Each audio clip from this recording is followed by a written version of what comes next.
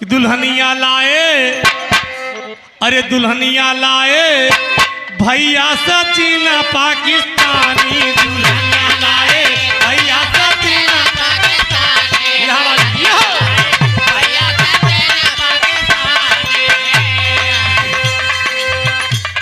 ये तब गाए रहे, लेकिन आज यहाँ सत्ता बड़ी मगन है बाबूजी।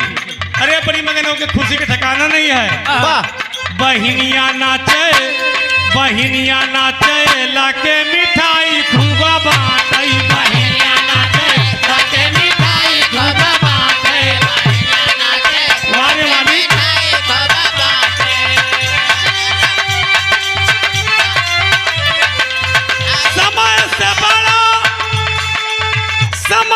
बड़ा पहलवान केहू नहीं बाबा, समय से बड़ा बलिवान केहू नाही, समय आई बनल खाई पाटई, बहिनिया नाचई लाके मिठाई खूब बांटे, बहिनिया नाचई लाके मिठाई खूब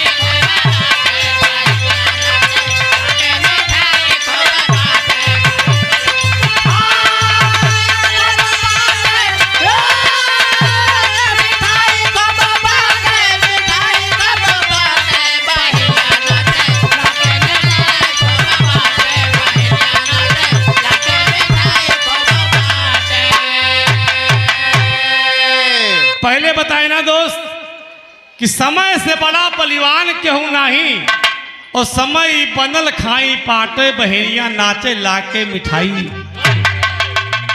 अरे पूरे कोठे पर बाबूजी जितनी व्यवस्था है बाबूजी सबके जाए के जो उमन के हेड रहा है वह का खाते देखा ना, अरे अम्मा देखा, अरे हमार भैया सूरज IPS हो गया, अरे यार देखा ना ये फोटो छपा है, बड़ा मगन है। सोचे बहिन घर का फूनवा लगाई,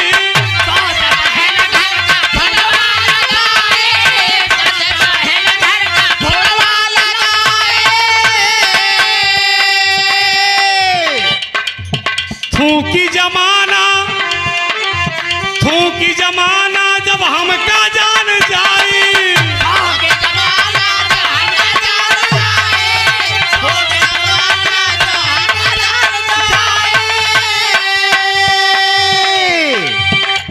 अरे खुशी में गम के,